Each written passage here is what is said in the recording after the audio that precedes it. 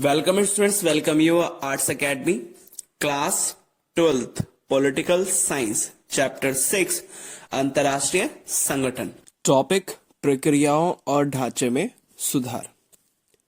आज की क्लास में हम इसके नेक्स्ट एक क्वेश्चन के ऊपर बात कर रहे हैं। प्रीवियस क्लास में हमने इसके जो फर्स्ट पॉइंट्स थे कि 1992 में संयुक्त राष्ट्र संघ की आम सभा में क्या क्या प्रस्ताव लिए गए, वो सारे हमने पॉइंट्स के ऊपर बात कर लिया। अब इसी टॉपिक के नेक्स्ट पार्ट की तरफ बढ़ते हैं और इसमें एक क्वेश्चन निकल के आ सकता है, आपसे क्वेश्चन पूछ सकता है कि सुरक्षा परिषद की स्थायी और अस्थायी सदस्यता के लिए कौन कौन से मानदंड हैं।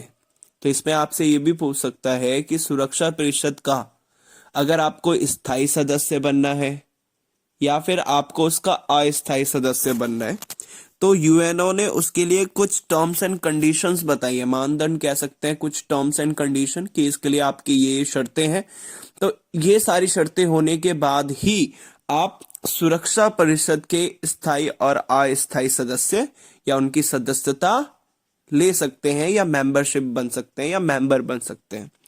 तो क्वेश्चन ऐसे ही पूछेगा कि सुरक्षा परिषद के स्थायी और अस्थायी सदस्यता या सदस्य बनने के लिए कौन कौन सी शर्तें हैं या फिर कौन कौन से मानदंड हैं, बताइए। तो इसमें निम्नलिखित है। तो सबसे फर्स्ट मानदंड की बात करें तो सबसे फर्स्ट इन्होंने जो रखा है वो ये है कि वो देश बड़ी आर्थिक ताकत होना चाहिए। मतलब कि सबसे पहली चीज इन्होंने ये रखी है कि जो भी देश उस सुरक्षा परिषद का स्थायी और अस्थायी सदस्य अगर उसे बनना है तो वो आर्थिक ताकत होना चाहिए, वो भी बड़ी आर्थिक ताकत होनी चाहिए। मतलब कि वो इकोनॉमिकली काफी शक्तिशाली या स्ट्रॉन्ग कंट्री होना चाहिए। तो इनका ये सबसे पहला मानदंड रखा गया। दूसरे की बात करते हैं तो दूसरा इसमें पॉइंट निकल के आता है बड़ी सैन्य ताकत होना चाहिए।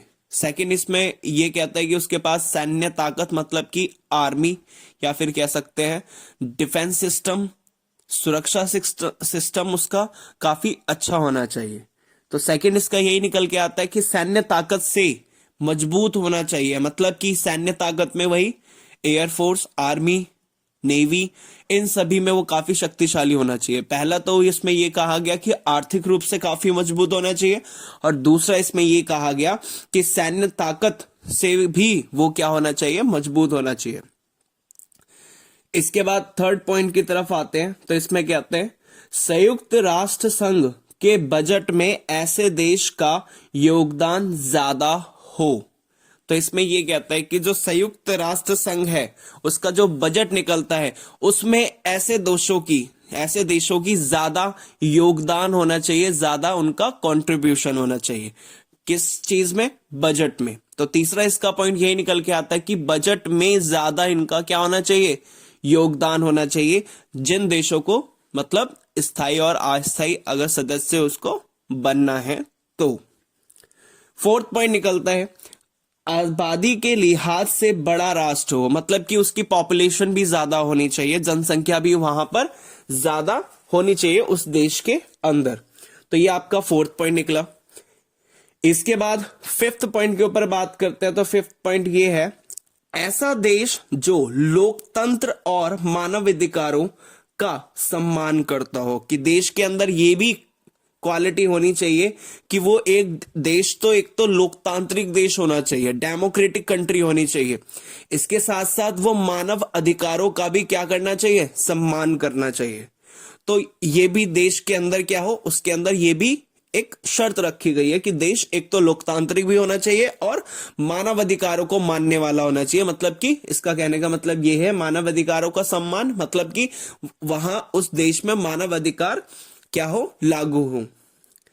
इसके बाद सिक्स पॉइंट निकल के आता है। सिक्स पॉइंट ये कहता है कि यह देश ऐसा हो कि अपने भूगोल, अर्थव्यवस्था और संस्कृति के लिहाज से विश्व की विविधता की नुमाइंदगी करता हो। तो इसमें यह भी कहने की कोशिश की है सिक्स पॉइंट में ये कि वो देश एक भौगोलिक या ज्योग्राफिकल स्ट्रक्चर से भी काफी बड़ा होना चाहिए।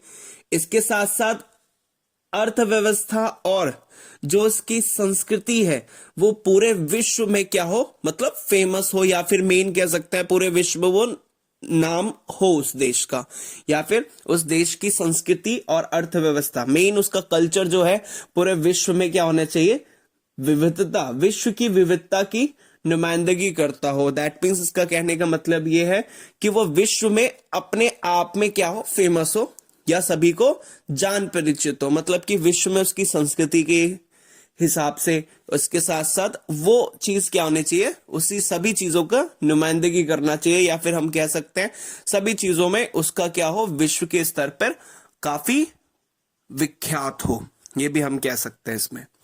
तो ये हमारे पॉइंट्स निकल के आए। सबसे फर्स्ट पॉइंट इसमें ये निकला कि वो बड़ी आर्थिक ताकत होना चाहिए। दूसरा, वो सैन्य ताकत से भी मजबूत होना चाहिए, शक्तिशाली होना चाहिए। तीसरा, सुरक्षा परिषद के बजट में उसका भी योगदान ज्यादा हो। फोर्थ, आबादी के हिसाब से काफी बड़ा हो।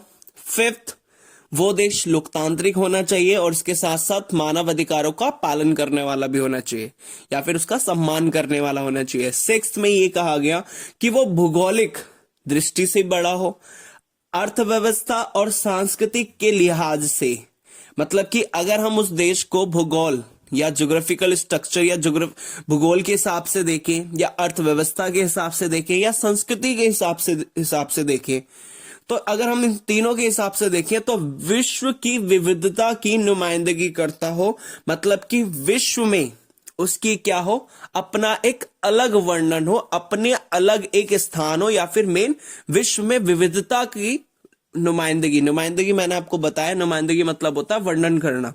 तो विश्व की विविधता की क्या करता हो, वर्णन करता हो, कि मतलब वो थोड़ा विख्यात, या फिर मेन कह सकते हैं इन सभी चीजों से जाना चाहिए, अपने भौगोलिक स्ट्रक्चर से जाना जाना चाहिए, इसके साथ साथ अर्थव्यवस्था और कल्चरली भी जाना, या उसका विविधता हो कि विश्व से अलग सा वर्णन होता हो उसका। तो ये पॉइंट्स थे कि अगर किसी राष्ट्र को, देश को सुरक्षा परिषद का स्थायी और अस्थायी सदस्य बनना है तो उसके लिए संयुक्त राष्ट्र संघ ने ये शर्त, टर्म्स एंड कंडीशन रखी है। होप सो आपको समझ में आया होगा। Thank you.